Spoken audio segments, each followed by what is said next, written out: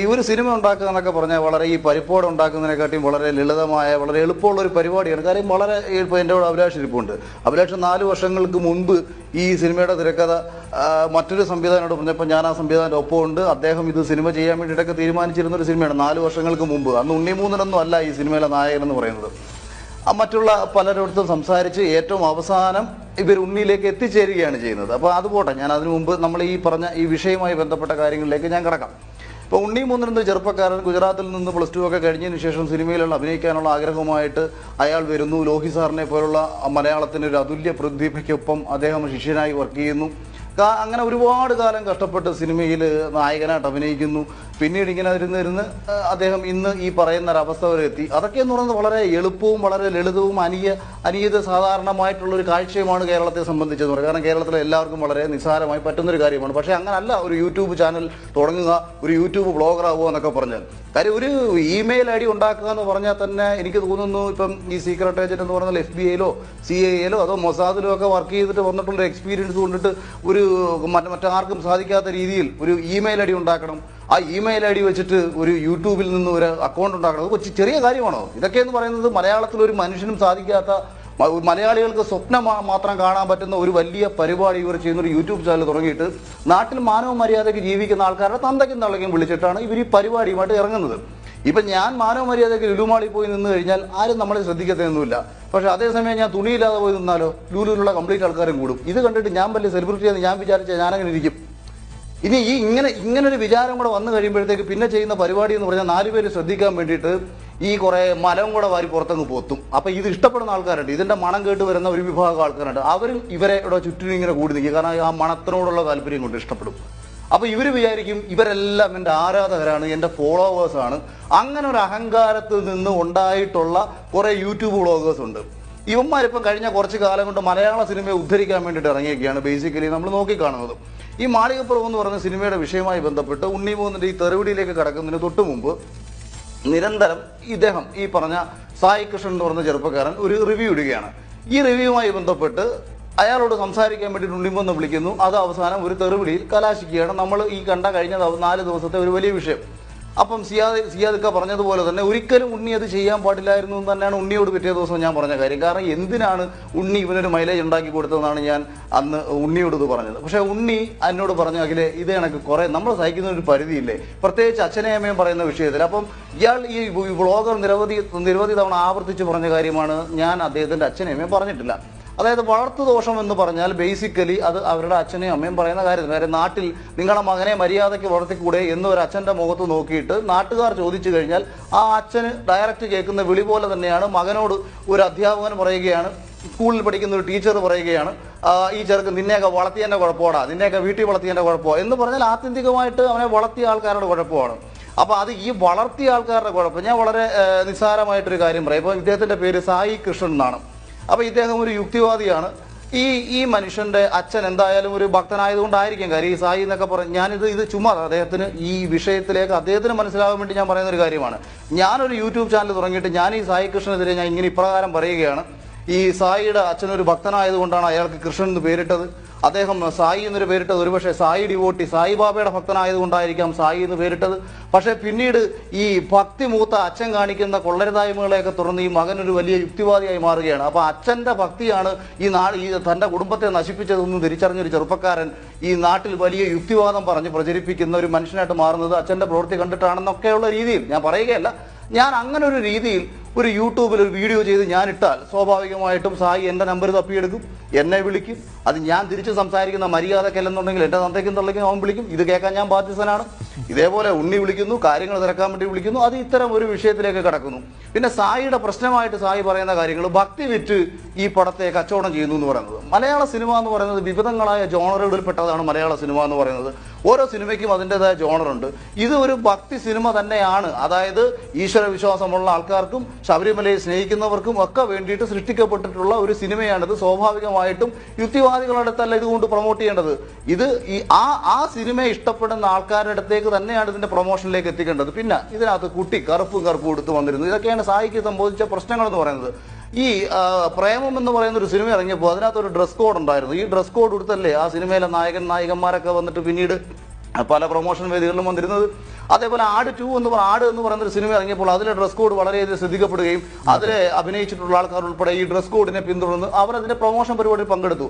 പിന്നെ ഈ പ്രൊമോഷൻ എന്ന് പറയുന്നത് ഒരു നടൻ തന്റെ ഡേറ്റ് കൊടുക്കുന്ന സമയത്ത് തന്നെ ആ നിർമ്മാതാവിനോടുള്ള കമ്മിറ്റ്മെന്റ് ആണ്. ഇതിന്റെ പ്രൊമോഷൻ പരിപാടികൾക്ക് വേണ്ട എല്ലാ കാര്യങ്ങൾക്കും ഇയാൾ കൂടെ ഉണ്ടാകണം. സത്യത്തിൽ ആ നടൻ അങ്ങനെ പോയില്ല എന്നുണ്ടെങ്കിൽ ഈ നിർമ്മാതാവിന് കേസ് കൊടുക്കാം. അപ്പൊ ഉണ്ണി മുകുന്ദൻ പോയില്ല എന്നുണ്ടെങ്കിൽ ഫിലിം ചേംബറിൽ കേസ് കൊടുക്കാൻ പറ്റും, പ്രൊഡ്യൂസർ അസോസിയേഷനിൽ കേസ് കൊടുക്കാൻ പറ്റും, ഉണ്ണിയുടെ അടുത്ത പ്രോജക്റ്റിൽ നിന്ന്. ഇതൊക്കെയാണ് നമ്മുടെ മുമ്പിലുള്ള പ്രശ്നങ്ങൾ. അപ്പൊ ഉണ്ണി ഈ സിനിമ പ്രൊമോട്ട് ചെയ്യാൻ ഇറങ്ങി. എന്താണ് പ്രശ്നം? ഉണ്ണിക്ക് സിനിമ പ്രൊമോട്ട് ചെയ്തുകൂടെ? ഉണ്ണിയുടെ മുൻ നിലപാടുകളിൽ എന്തെങ്കിലും അസ്വാരസ്യമുള്ള ആൾക്കാർക്ക് അതിനുള്ള ബുദ്ധിമുട്ട് തോന്നുക. ഉണ്ണിയുടെ ഒരു സിനിമ സൂപ്പർ ഹിറ്റ് ആകുമ്പോൾ ഞാൻ ഇതിനോട് കൂട്ടിച്ചേർത്ത് ഒരു കാര്യം കൂടെ പറയാം. ഉണ്ണി മുകുന്ദൻ കോഴിക്കോട് ഒരു മാളില് ഒരു ബ്രൂസ്ലി എന്ന് പറയുന്ന ഒരു സിനിമയുടെ പ്രൊമോഷനുമായി ബന്ധപ്പെട്ട് പോയി.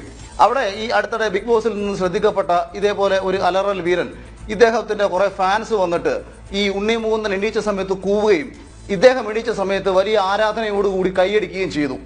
ഇത് 20,000 രൂപ കൊടുത്തു. ഇത് ഞാൻ വളരെ കൃത്യമായിട്ട് ഈ കൂടുണ്ടായിരുന്ന ഈ അലറൽ വീരന്റെ കൂടുണ്ടായിരുന്ന ആള് കൃത്യമായിട്ട് എന്നെ വിളിച്ച് പറഞ്ഞ കാര്യമാണ്. 20,000 രൂപ കൊടുത്തിട്ട് ഉണ്ണി വരുമ്പോൾ കൂവണം, ഞാൻ വരുമ്പോൾ കൈയടിക്കണം, ഞാൻ വരുമ്പോൾ എൻ്റെ പേര് വിളിച്ച് അലറി വിളിക്കണം എന്ന് പറഞ്ഞുകൊണ്ട് കാശ് കൊടുത്ത് ചെയ്യിച്ച പരിപാടിയാണെന്ന് മലയാള സിനിമയിൽ തന്നെയുള്ള അന്ന് ഇദ്ദേഹത്തിന്റെ കൂടെ ഉണ്ടായിരുന്ന ഒരാൾ എന്നെ വിളിച്ച് പറഞ്ഞതാണ്. അതേ ആള് തന്നെ ഇന്ന് ഉണ്ണി മുകുന്ദന്റെ ഈ സിനിമ വിജയിക്കുന്ന സമയത്ത് ഈ ഇരിക്കുന്ന സായിയുടെ സുഹൃത്താണെന്നാണ് ഈ എന്നെ വിളിച്ച് പറഞ്ഞ ആൾ എന്നെ പ്രത്യേകിച്ച് ഇത് പറയാതെ പോകരുത്. കാരണം ഇതിന്റെ പിന്നിലെല്ലാം അജണ്ടയുണ്ട്. ഉണ്ണി മുകുന്ദന്റെ ഒരു സിനിമ 50 കോടി ഹിറ്റ് അടിക്കുന്ന സമയത്ത് എന്തിനാണ് ഈ സിനിമയ്ക്കെതിരെ വന്ന് ഇങ്ങനെ പറയേണ്ടതെന്ന് ചോദിച്ചാൽ ഇവരുടെ പ്രധാനപ്പെട്ട ഉദ്ദേശം ഒരു ചെറുപ്പക്കാരനെ തകർക്കുക, 2 മലയാള സിനിമയെ തകർക്കുക. മോഹൻലാലിനെ അഭിനയം പഠിപ്പിക്കാൻ നടക്കുകയാണ്, മമ്മൂക്കയെ അഭിനയം പഠിപ്പിക്കാൻ നടക്കുകയാണ്, മലയാളത്തിലെ പ്രഗത്ഭരായിട്ടുള്ള സംവിധായകന്മാരെല്ലാം വസന്തങ്ങളെന്ന് വിളിച്ച് ആക്ഷേപിക്കുകയാണ്. ഈ അശ്വന്ത് കൊണാർക്ക് എന്ന് പറയുന്ന ഒരു കോക്ക് അത് കഴിഞ്ഞ് ഞാൻ പറഞ്ഞ വാക്കൂടെ ചേർത്തെങ്കിലേ കക്ഷിയുടെയൊക്കെ ഈ അവതരണ ശൈലി കറക്റ്റായിട്ട് വരത്തുള്ളൂ. അതുകൊണ്ട് ഞാൻ പറഞ്ഞതാണ്. അതായത് ഈ അശ്വന്ത് കോക്കിന്റെ ഒരു നമ്മൾ യൂട്യൂബിന്റെ വ്യൂ ശ്രദ്ധിച്ചാൽ ഇദ്ദേഹം എല്ലാവരെയും പരിഹസിച്ച് വെർബൽ ഡയറി നടത്തിക്കൊണ്ടിരിക്കുകയാണ്. സത്യം പറഞ്ഞാൽ നിങ്ങളൊന്ന് ആലോചിച്ച് നോക്കൂ.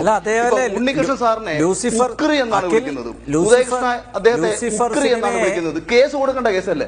ലൂസിഫർ സിനിമയെ ആദ്യം പുകഴ്ത്തി പറഞ്ഞു, 2 ദിവസം കഴിഞ്ഞപ്പോ ഇകഴ്ത്തി പറയുകയും ചെയ്തു അല്ലെ? ആ വ്യക്തിയല്ലേ ഇത്?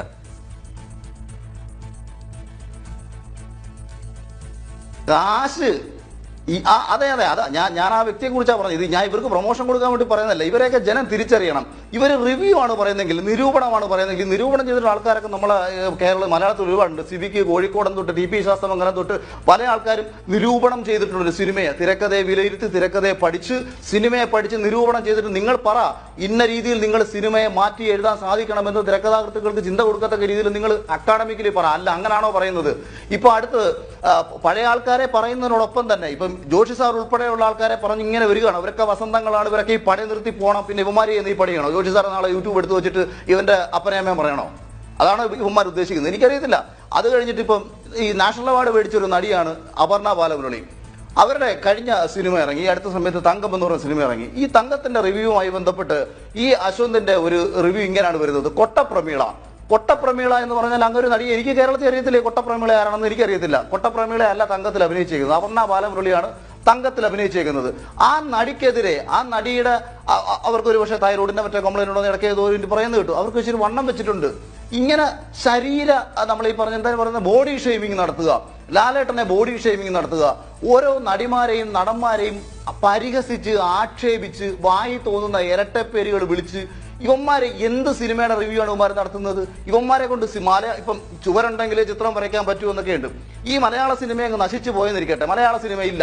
അന്നേരം ഇവന്മാർ എന്താ ചെയ്യാൻ പോകുന്നത്? നാട്ടിൽ മാറാമരുന്ന് ജീവിക്കുന്ന മറ്റുള്ള ആൾക്കാരെ തണ്ടെങ്കിൽ തള്ളക്കും വിളിക്കും. അല്ലാതെ ഇതൊന്നും ഒരു റിവ്യൂ ആയിട്ടോ ഇതൊരു ജെനുവിൻ അഭിപ്രായമായിട്ടോ ഇതൊന്നും ആരും എടുക്കുന്നതുമില്ല. പിന്നെ ഇത്രയും കാലം എന്തുകൊണ്ട് ഇവർ കേസ് കൊടുത്തില്ല എന്ന് ചോദിച്ചാൽ ഇപ്പോൾ ഉണ്ണികൃഷ്ണൻ സാറിന് വളരെ നിസ്സാരമായിട്ട് കേസ് കൊടുക്കുക എന്ന കാര്യമുണ്ട്. കാര്യം അദ്ദേഹത്തെ പരസ്യമായിട്ട് ആക്ഷേപിച്ചതാണ്. പുള്ളി വിചാരിച്ചാണ് ഞാൻ റോട്ടിൽ കൂടെ നടന്നു പോകുന്ന സമയത്ത് ഒരു പട്ടി നിന്ന് കുരച്ചു കഴിഞ്ഞാൽ ഈ പട്ടിയെടുത്ത് തിരിച്ചു പുള്ളി നിന്ന് കുരയ്ക്കൂ? പട്ടി അവിടെ കിടന്ന് കുരയ്ക്കും. ഒരു പരിധി കഴിഞ്ഞാൽ ചിലപ്പോൾ പട്ടിയെ നോക്കി തിരിച്ച് കുരയ്ക്കുകയും ചെയ്യും, പട്ടിക്ക് പോയി 2 കടി കൊടുക്കുകയും ചെയ്യും. അതാ ഇപ്പൊ ഉണ്ണി മൂന്ന് ചെയ്തത്. അപ്പൊ ഒരു മനുഷ്യൻ സഹിക്കുന്നതിന് ഒരു പരിധിയില്ലേ? കുറെ കാലം കൊണ്ട് തുടങ്ങിയതാണെന്ന്. മേപ്പടിയാനെന്ന് പറയുന്ന ഒരു സിനിമ ആ പാവം പിടിച്ച ചെറുപ്പക്കാരൻ എത്ര പേരെ കടം പേടിച്ച് പ്രൊഡ്യൂസ് ചെയ്താ? അയാൾ നശിച്ചു പോയിരുന്നെങ്കിൽ, അയാൾ ആത്മഹത്യ ചെയ്തിരുന്നുണ്ടെന്നുണ്ടെങ്കിൽ ഇവന്മാർക്ക് ആർക്കെങ്കിലും എന്തെങ്കിലും ഉണ്ടോ? ഒരു മണ്ണാങ്കട്ടയുമില്ല. ഒരു മൊബൈലും അങ്ങോട്ട് എടുത്തു വെച്ചിരുന്നു നാട്ടിൽ കിടക്കുന്ന ഏതെങ്കിലുമൊക്കെ രീതിയിൽ കഷ്ടപ്പെട്ട് 10-15 വർഷം കൊണ്ട് കഷ്ടപ്പെട്ട് സിനിമയിലെത്തിയ ആ സിനിമ നന്നാവുക മോശമാവുക എന്തോ ആവട്ടെ, നീയൊക്കെ കണ്ടിട്ട് കൊള്ളത്തില്ല ഇതൊക്കെ പറയാം, ഒരു പ്രശ്നവുമില്ല. ഉണ്ണിമൂന്ന് തന്നെ പരസ്യമായിട്ട് ഇന്റർവ്യൂവിൽ പറഞ്ഞൊരു കാര്യമാണല്ലോ, ഏത് സിനിമയെ റിവ്യൂ ചെയ്യാം, ആ സിനിമ നിങ്ങൾക്ക് മോശമാണെന്ന് പറയാം, ഒരു പ്രശ്നമുള്ള കാര്യമില്ല. പക്ഷേ അതിലെ വ്യക്തികളെ, അതിലെ നടന്മാരെ, നടിമാരെ, അതിന്റെ പിന്നണിയിൽ പ്രവർത്തിച്ചിട്ടുള്ള ആൾക്കാരെ വ്യക്തിപരമായിട്ട് പറഞ്ഞ് അധിക്ഷേപിച്ച് അതിനകത്ത് ആവേശം കൊണ്ട് അവരുടെ ശത്രുക്കൾ മലയാള സിനിമയ്ക്കകത്ത് ഉണ്ടെന്നുണ്ടെങ്കിൽ അവന്മാരുടെ കയ്യിൽ നിന്ന് കാശും മേടിച്ചിട്ട് അത് മാറിയും തിരിഞ്ഞും വരും. നാളെ ഈ ശത്രുക്കളാണ് അതായത് ആരാണോ ഇന്ന് കാശ് കൊടുത്ത് ഇവന്മാരെ കൊണ്ട് ജയിക്കുന്നത്, നാളെ അവരുടെ ശത്രുക്കൾ ഇപ്പുറത്തുനിന്ന് കാശ് മേടിച്ച് ചെയ്യും. കാര്യം നാണം കെട്ടും പണം നേടുകിൽ നാണക്കേടാ പണം മാറ്റിടും എന്ന് പറയുന്ന ഒരു ചൊല്ല് അക്ഷരാർത്ഥത്തിൽ കൊണ്ടു നടക്കുന്ന ഇത്തരം മനുഷ്യർക്കെതിരെയുള്ള തുറന്നു പറച്ചിലുകളും ഇത്തരം സംവാദങ്ങളും തീർച്ചയായിട്ടും നടത്തപ്പെടേണ്ടതാണ്. ഞാൻ തന്നെ ചർച്ചയ്ക്ക് വരാൻ തുടങ്ങിയ സമയത്ത് എത്ര പേര് എന്നെ വിളിച്ചെന്നറിയാവോ, അഖിലെ ഞാൻ പിന്നെ എല്ലാം പറയുന്നതൊന്നുമില്ല, കാര്യം പറയുന്ന തോറും ഇവന്മാർക്ക് 10 റിവ്യൂ കൂടും, അത് വേണ്ടെന്ന് വെച്ചിട്ട്